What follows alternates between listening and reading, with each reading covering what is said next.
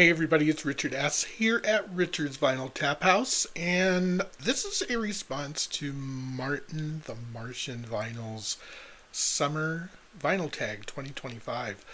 15 questions, find some vinyl related to each question. I'm going to post not only Martin's channel and his video, I'll post the questions in my description down there.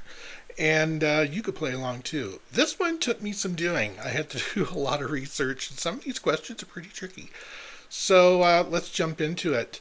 Number one, your most recent heater. Your heater being like a grail or something you've been looking for a long time, and you recently found it, and I did. I've been a long collector of OMD's work. This is Dazzle Ships, UK gatefold edition with the cool lenticular little punch outs in there. Not easy to find in the United States. It might be bog standard in the UK for all I know. But this one absolutely trounces my original epic version. This is on Virgin Records.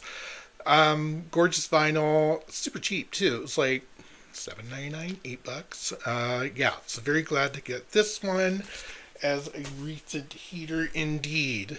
Number two, a record that will melt your face off. I had a couple I could have chosen for this, but I kind of wanted to stick to things I haven't shown too much of. So I went with the one and only Bob Mould's project Sugar with his EP Beaster, which looking at that cover, it's pretty dark. Bob went deep on this one, and it will literally melt your face off. Songs like JC Auto, maybe turn it down a little bit. Sugar were known for loud concerts, and this is a loud album. Total opposite of Copper Blue, but interestingly enough, if you can find the Newberry Comics edition of Copper Blue, Beaster happens to be the second album in that. So, this will melt your face off. It will. Number three, a cheap heat record. I'm always on the lookout for Peel sessions, especially on vinyl. They're really hard to find in the United States, and sometimes not cheap either. A few weeks ago, I found in Spiral Carpet's Peel session quite good. There's only 4 songs on here, but you know what? Most of those Peel sessions were like 4 to 6 maybe songs. It's some Newman ones too. Cheap, $9. I'm like, yes please, I will pick this up. So in Spiral Carpet's Peel sessions was a cheap heat indeed. 2-piece swimsuit is number 4. Show a record with only 2 members in the band. This one was pretty easy to do for me because this one came to mind immediately. It's Japandroids, group out of Canada. Not sure how internationally known these guys are, but my God, for a 2-piece, they can make a heck of a racket. This is my favorite album by them. Celebration Rock had their hit, The House That Heaven Built, which is an absolute stomper. 2-piece, guitar and drums. That's it. Vocals, shouty, sweaty, good time. Saw them and met them in Boulder. I told them I could pair them to like young Husker Du because of their absolute energy. Sadly defunct. They called it quits for their last album last year. Where are we? We're on summer. Yes, number 5. Your summer road trip soundtrack. I've never shown this album, I don't think. So this would be, if I were on a road trip and I just want to play an album all the way through, singing at the top of my lungs, jamming out. Jefferson Starship's Freedom at Point Zero. This is the album that has Jane, which was the biggest song in some time for Jefferson Starship. I absolutely love this album.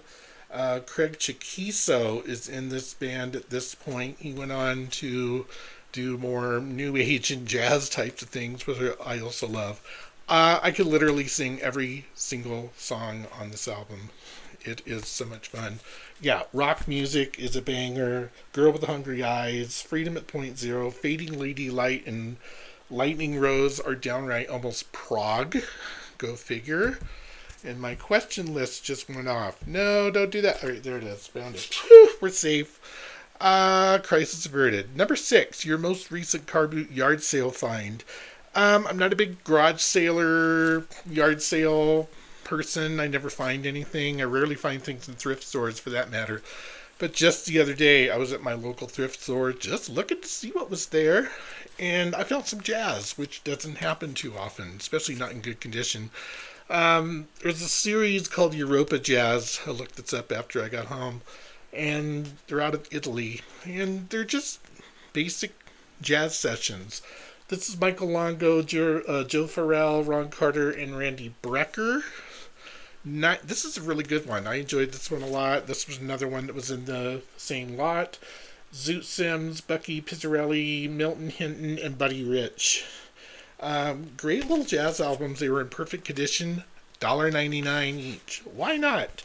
Glad to add a little bit to my jazz collection. Number 7? Yes. Here Comes the Sun. Show a record with the sun on the cover.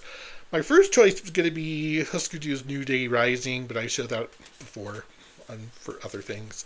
So I went with this one, which I don't think I've ever shown. It's a Frank Black solo album. This was released on Record Store Day several years ago. I picked it up. I'm going to be honest, I'm not a big Pixies Frank Black fan, but I have had this album and I enjoy it now and then. So I figured, why not get it? Not only is the sun on the cover, but check out this very sunshiny orange vinyl and liner. What more do you want? Good album from the one and only Frank Black. Number 8, Campfire album. Show an acoustic album. I have a lot of acoustic albums, but this one came to mind immediately. I've often banged on about the Twilight Sad and how much I love their music. They're out of Scotland. They did a acoustic album at the Oran Moore sessions when they were playing in Scotland. This is that album, kind of an expanded version. But Nobody Wants to Be Here, Nobody Wants to Leave. Last January, my favorite acoustic version of It Was Never the Same is on this. Absolutely heart-wrenching and beautiful. Highly recommend checking this one out from the Twilight Sad, if you are so inclined. Let's see, what else? Number 9, Summer of 69. Show a record released in 1969. I could do that. This is one I had to research quite a bit, because I am a classic rock guy, but I'm also not. So, the first thing that pops up is like the first Led Zeppelin album, but this was more my speed. From Elvis in Memphis, 1969. Absolute classic. Elvis is in perfect singing voice at this time. Wearing That Love Down Look, Power of Love, In the Ghetto's on here any day now. Absolutely well-produced, beautiful album. This is Speaker's Corner edition that I picked up a few years ago, and well worth getting. Perfect Summer Bod, that's number 10. Show a record that is perfect from start to finish. I have shown this album before, but first one that came to mind. Very polarizing album, because some people absolutely hate this album. I adore this album. This is my favorite album of all time, and that is My Bloody Valentine's Loveless. From beginning to end, I have to play this all the way through as is, because to me, this makes my ears super happy. There is not a bad song on here. It is abrasive at times for some folks. It rewards with repeated listings. I've said it before and I'll say it again. First time I got this album, it was on CD. No, it was on cassette. And I couldn't stand it. There was one song on there that I liked, and that was Soon. That became my entry point for the rest of the album, and the rest is history. That's my favorite album in the world. Number 11, Summer of Love. What record are you in love with at the moment? This is actually a recent pickup for me.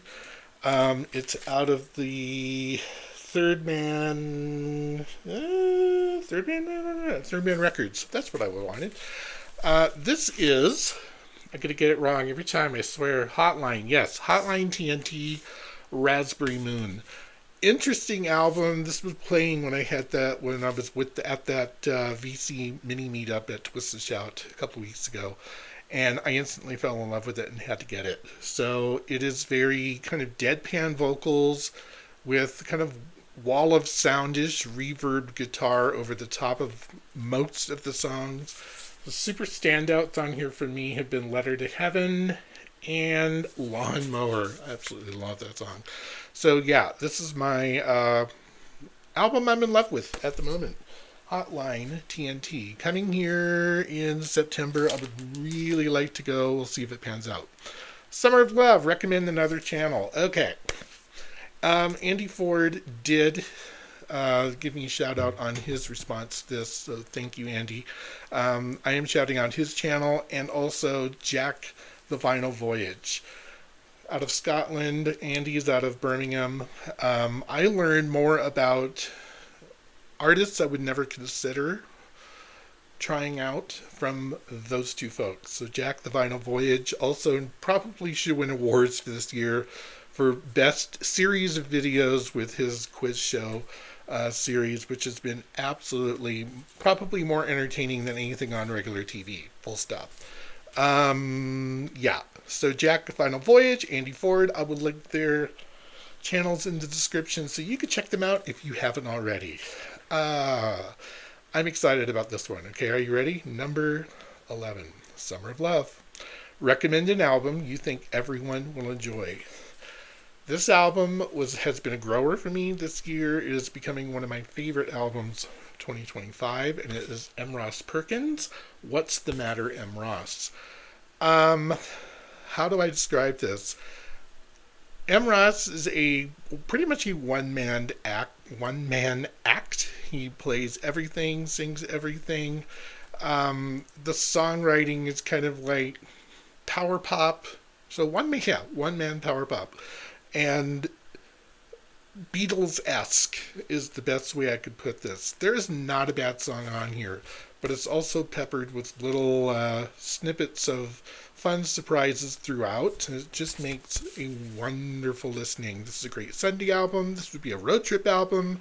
It won't melt your face off, but it is definitely well worth your time. I think pretty much anybody would enjoy this. Going to be in my top 5 probably for the year.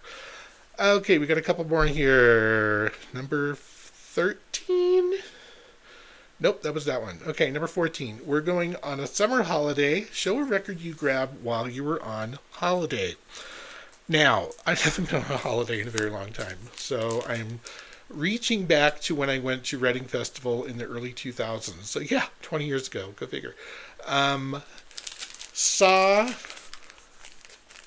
Black Rebel Motorcycle Club at Reading Fest in 2003 and was instantly hooked. And I bought the CD on that trip, so I was in London when I bought it. And several years later, I was finally able to get this on vinyl. Thank you, Music on Vinyl, for doing this. Black Rebel Motorcycle Club are just definitely guitar rock extravaganza. Fun lyrics, great songs. Try Whatever Happened to My Rock and Roll, they call it the punk song, was my introduction to Black Rebel Motorcycle Club, and I got it on vacation in London. Fantastic album, and it served as a jumping point to the rest. I've followed their career since forever. Number 15, the most overshadowed album. This was one of the hardest questions for me because there were so many routes I could go and kind of go, I'm not sure. I went with Rush, and the reason for that is because I feel there's a couple of eras of Rush that really eclipse almost everything else they did. So Moving Pictures came out in the 80s, and that was, I think, a stopping point for a lot of people because Rush went into more of their keyboard era. But one of the most underrated albums that came out of that is Grace Under Pressure, which I think is one of their crown jewels of the, is it late 80s this came out? I think, pretty sure it is. But anyway, I played the living daylights out of this album. The songs are fantastic. Distant early warning, after image, red sector A, the enemy within, the body electric, kick gloves, red lenses, and behind the wheels. Rush are just known for their professionalism and, high tech, high tight and technology laden music, and this is no exception. Is it 2112? No. Is it moving pictures? No. Is it fascinating, thematic, and interesting? Absolutely. So, great album from Rush. There you have it. We made it through the 2025 Summer Vinyl Tag. If you want to try this out, highly recommend it. I'll put some information down in the comments. I would love to see your responses to this. I've seen a few. Some of them are really interesting. So, thank you, everybody. We'll talk to you soon. Take care. Bye.